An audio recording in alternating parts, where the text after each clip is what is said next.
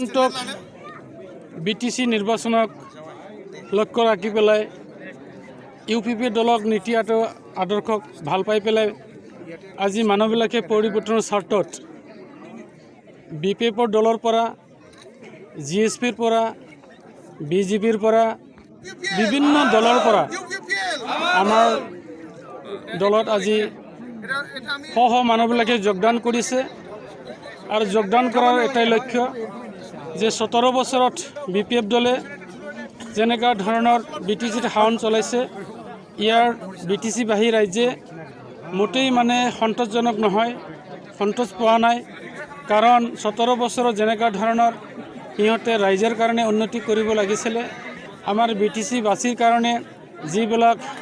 চৰকাৰৰ আঁচনিসমূহ বিতৰণ কৰিব লাগিছিলে এই সম্পূৰ্ণ যিবিলাক কাম কাজ ইয়াত ব্যৰ্থ হৈছে আৰু বিটিচিত 39টা ডিপাৰ্টমেণ্ট আছে এই ডিপাৰ্টমেণ্টসমূহক যদি একটাকৈ যদি আমি হিচাপ বিচাৰোঁ বা কাম কাজ চাবলৈ যাওঁ 39টা ডিপাৰ্টমেণ্টৰ ভিতৰত কোনো সমষ্টিতে তেনেকুৱা কাম হোৱা নাই এটা দুটা হয়তো ৰাস্তা ঘাট হ'ব পাৰে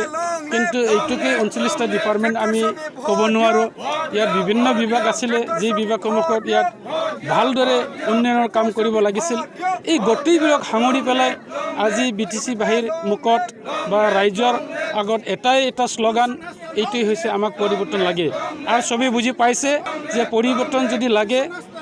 বিটিচি অঞ্চলত ইউপিপিএল দলৰ বাহিৰে কোনো দলে ইয়াৰ চৰকাৰ গঠন কৰিব নোৱাৰে আৰু পৰিৱৰ্তন আনিব নোৱাৰে সেই পৰিপ্ৰেক্ষিততেই আজি অকল এই অঞ্চলতে নহয় বিভিন্ন অঞ্চলত আমাৰ যেনেকৈ জমদাৰ সমষ্টিত বিভিন্ন গাঁৱৰ বিভিন্ন অঞ্চলত শ ৰাইজে যোগদান কৰিছে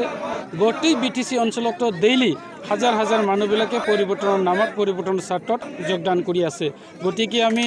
ৰাইজক আহ্বান কৰিব বিচাৰিছোঁ তেনেকুৱাকৈ প্ৰত্যেকে আহক পৰিৱৰ্তনৰ স্বাৰ্থত আমাৰ দলত যোগদান কৰক আৰু পৰিৱৰ্তনৰ কাৰণে কাম কৰক একেলগে আমি নতুন চৰকাৰ আনিম একেলগে প্ৰত্যেক জাতি গোষ্ঠীৰ উন্নয়ন বিকাশ এইটো শ্লোগানটো লৈ পেলাই আমি কাম কৰিম যাতে কোনো জাতি গোষ্ঠীয়ে ইয়াত মানে লেফ্ট পৰি নাযায় আমি একেলগে উন্নয়নৰ কাম কৰি পেলাই একতাৰ বন্ধনটো আমি ইয়াত বজাই ৰাখিব পাৰোঁ তাৰ কাৰণে আমি কাম কৰিবলৈ প্ৰত্যেককে আহ্বান জনাইছোঁ এই আহ্বানত আজি তাৰিখত প্ৰত্যেকে সঁহাৰি জনাইছে।